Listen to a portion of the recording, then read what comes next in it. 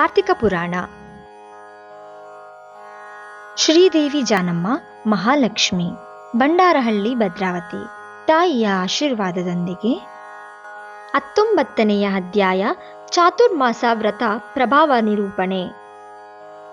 ಈ ರೀತಿಯಾಗಿ ನೈಮಿಷಾರಣ್ಯದಲ್ಲಿ ಮಹಾಮುನಿಗಳೆಲ್ಲರೂ ಸೇರಿ ಚಿದಾನಂದನನ್ನು ಸ್ತೋತ್ರ ಮಾಡಿದ ಬಳಿಕ ಜ್ಞಾನಸಿದ್ಧನೆಂಬ ಒಬ್ಬ ಮಹಾಯೋಗಿ, ಓ ದೀನ ಬಾಂಧವ, ವೇದವೇದ್ಯ, ಅದ್ವಿತೀಯ, ಸೂರ್ಯಚಂದ್ರಗಳೇ ನೇತ್ರಗಳಾಗಿ ಉಳ್ಳವ, ಬ್ರಹ್ಮ ರುದ್ರ ದೇವೇಂದ್ರಾದಿಗಳಿಂದ ಸರ್ವತಾ ಪೂಜಿತ, ಸಕಲ ಜನರಿಂದ ಸ್ತುತಿಸಲ್ಪಡುತ್ತಿರುವ ಓ ಮಾಧವ, ನಿನಗೆ ನಮ್ಮ ಹೃತ್ಪೂರ್ವಕ ನಮಸ್ಕಾರಗಳು. ಸಕಲ ಜೀವಕೋಟಿಗೆ ಆಧಾರಭೂತನಾದ ಓ ನಂದನಂದನ, ನಮ್ಮ ಸ್ವಾಗತವನ್ನು ಸ್ವೀಕರಿಸು. ನಿನ್ನ ದರ್ಶನ ಭಾಗ್ಯದಿಂದ ನಾವು, ನಮ್ಮ ಆಶ್ರಮಗಳು ಪಾವನವಾಯಿತು. ಓ ದಯಾಮಯ, ನಾವು ಈ ಸಂಸಾರ ಬಂಧನದಿಂದ ಹೊರಬರಲಾಗುತ್ತಿಲ್ಲ. ನಮ್ಮನ್ನು ಉದ್ಧಾರ ಮಾಡು. ಮನುಷ್ಯ ಎಷ್ಟೇ ಪುರಾಣಗಳನ್ನು ಓದಿದರೂ, ಎಷ್ಟೇ ಶಾಸ್ತ್ರಗಳನ್ನು ಕೇಳಿದರೂ ನಿನ್ನ ದಿವ್ಯ ದರ್ಶನವನ್ನು ಪಡೆಯಲಾರ. ನಿನ್ನ ಭಕ್ತರಿಗೆ ಮಾತ್ರವೇ ನೀನು ಗೋಚರನಾಗುತ್ತೀಯೇ. ಓ ಗಜೇಂದ್ರ ರಕ್ಷಕ, ಉಪೇಂದ್ರ, ಶ್ರೀಧರ, ಋಷಿಕೇಶ, ನಮ್ಮನ್ನು ಕಾಪಾಡು ಎಂದು ಸ್ತೋತ್ರ ಮಾಡಿದಾಗ ಶ್ರೀಹರಿ, ಜ್ಞಾನಸಿದ್ಧ, ನಿನ್ನ ಸ್ತೋತ್ರ ವಚನಕ್ಕೆ ನಾನು ಸಂತಸನಾಗಿದ್ದೇನೆ. ನಿನಗಿಷ್ಟವಾದ ವರವನ್ನು ಕೋರಿಕೊಳ್ಳುವಂತೆ ಹೇಳಿದನು. ಆಗ ಜ್ಞಾನಸಿದ್ಧನು, ಪ್ರದ್ಯುಮ್ನ, ನಾನು ಈ ಸಂಸಾರ ಸಾಗರದಿಂದ ವಿಮುಕ್ತನಾಗಲಾರದೆ ಶ್ಲೇಷದಲ್ಲಿ ಬಿದ್ದ ನೊಣದಂತೆ ನರಳಾಡುತ್ತಿದ್ದೇನೆ.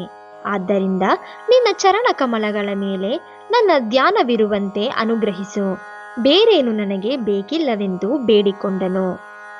ಆಗ ಶ್ರೀಮನ್ನಾರಾಯಣನು, ಓ ಜ್ಞಾನಸಿದ್ಧನೇ, ನಿನ್ನ ಕೋರಿಕೆಯಂತೆಯೇ ವರ ಕೊಟ್ಟಿದ್ದೇನೆ.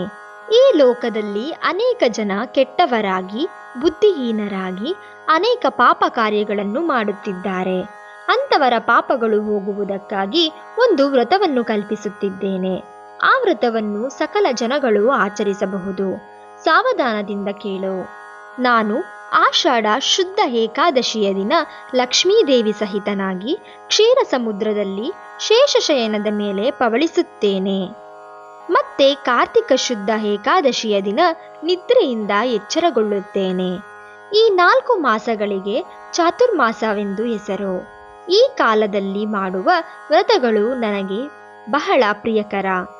ಈ ವ್ರತವನ್ನು ಮಾಡುವವರ ಸಕಲ ಪಾಪಗಳು ನಶಿಸಿ ಅವರು ನನ್ನ ಸನ್ನಿಧಿಗೆ ಬರುತ್ತಾರೆ.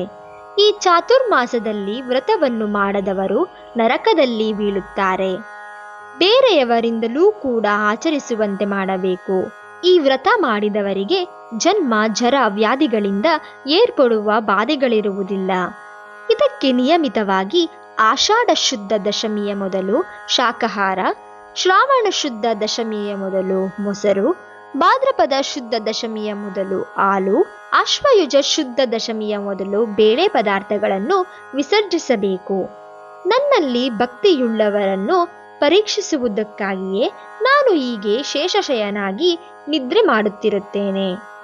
ಈಗ ನೀನು ಮಾಡಿದ ಸ್ತೋತ್ರವನ್ನು ತ್ರಿಸಂಧ್ಯಾಗಳಲ್ಲಿ ಭಕ್ತಿ ಶ್ರದ್ಧೆಗಳಿಂದ ಪಠಿಸಿದವರು ನನ್ನ ಸನ್ನಿಧಿಗೆ ಖಂಡಿತವಾಗಿಯೂ ಬರುತ್ತಾರೆ ಎಂದು ಶ್ರೀಮನ್ನಾರಾಯಣನು ಮುನಿಗಳಿಗೆ ಬೋಧಿಸಿ ಶ್ರೀ ಮಹಾಲಕ್ಷ್ಮಿಯೊಂದಿಗೆ ಕ್ಷೀರಸಾಗರಕ್ಕೆ ಹೋಗಿ ಶೇಷತ್ಫಲದ ಮೇಲೆ ಪವಳಿಸಿದನು. ವಸಿಷ್ಠ ಮಹರ್ಷಿ ಜನಕ ಮಹಾರಾಜನನ್ನು ಕಂಡು, ರಾಜ, ಈ ರೀತಿಯಾಗಿ ಮಹಾವಿಷ್ಣು ಜ್ಞಾನಸಿದ್ಧಿ ಮುಂತಾದ ಮುನಿಗಳಿಗೆ ಚಾತುರ್ಮಾಸ ವ್ರತ ಮಹಿಮೆಯನ್ನು ಉಪದೇಶಿಸಿದನು.